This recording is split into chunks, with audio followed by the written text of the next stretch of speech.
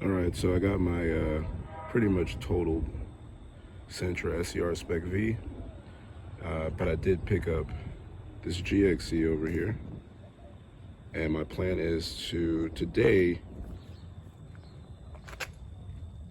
swap the disc brakes over. As you can see clearly, this car's body is done. So I picked up the green car so that I can transfer all the parts over.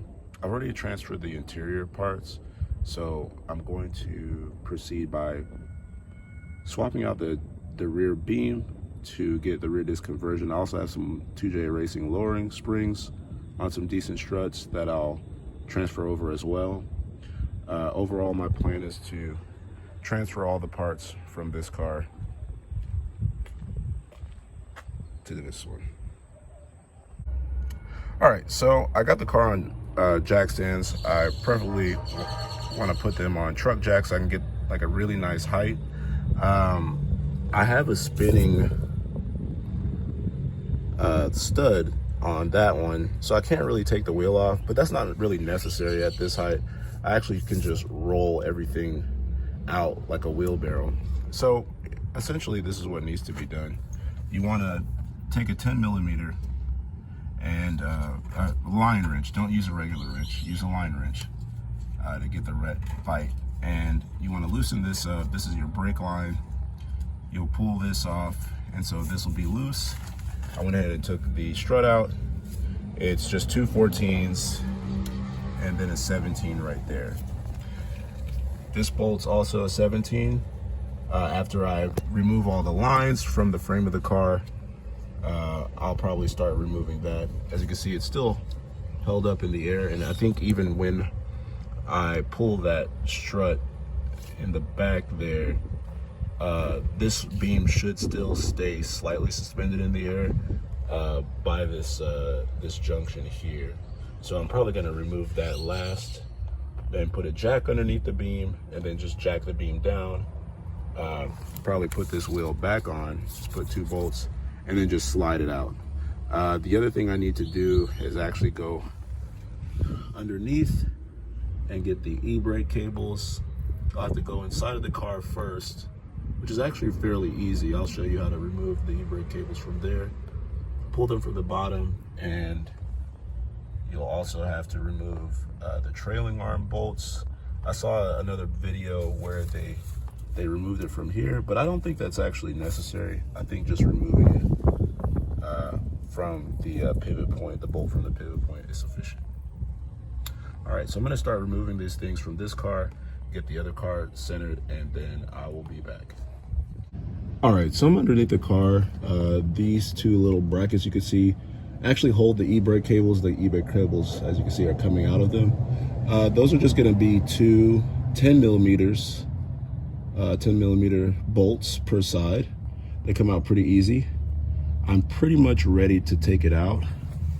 You also have to take this bolt off, and I would say when doing this, just focus on what is attached to the frame, not the actual beam. If you're just gonna scrap the beam or put the beam on another car to be scrapped, you really only have to take the e-brake off. You just have to, again, take this bolt off. These here, of course, there's gonna be one of these on the other side. And then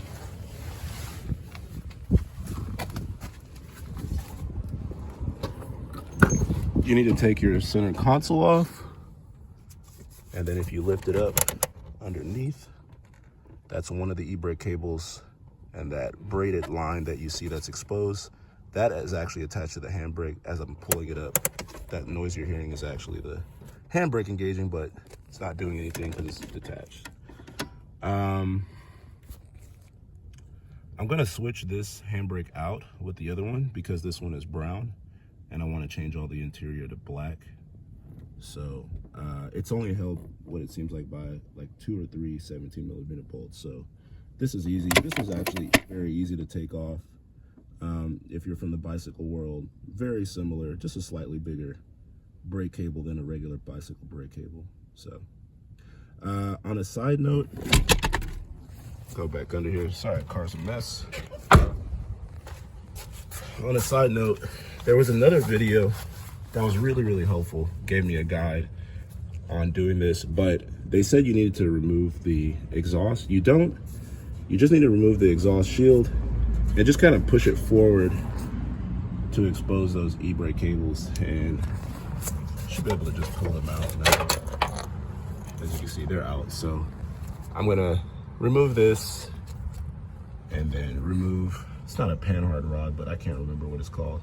But I'm gonna unbolt that from the frame, and then the whole assembly should drop. Just as a safety precaution, I'm gonna put this wheel, like I said, is stuck. So I'm gonna put the wheel on this side and then just put a,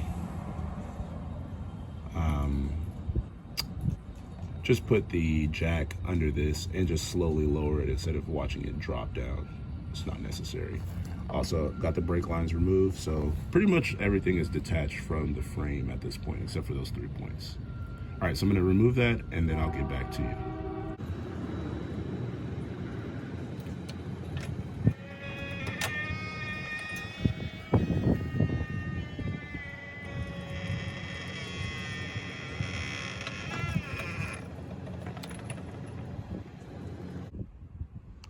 All right, so here, my friends, is the complete GXE beam.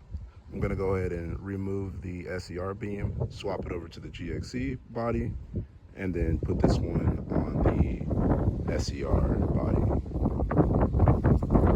So the SER beam is out. I'm gonna go ahead and put both of the beams in. I don't know how much filming I'm gonna do then. I kinda wanna wrap this up, but pretty easy process, surprisingly easy. Maybe even much easier than actually using the conversion discs. But yeah, let me go ahead and stitch all this stuff back together, and I'll perhaps show you guys the final product. And one thing I did note is that there's not a lot of clearance for the gas tank on the driver's side. I guess they made more clearance on the non-drive side to accommodate the exhaust. So instead of just unbolting this bracket, I would suggest just unbolting the whole bracket here instead of just the trailing arm here.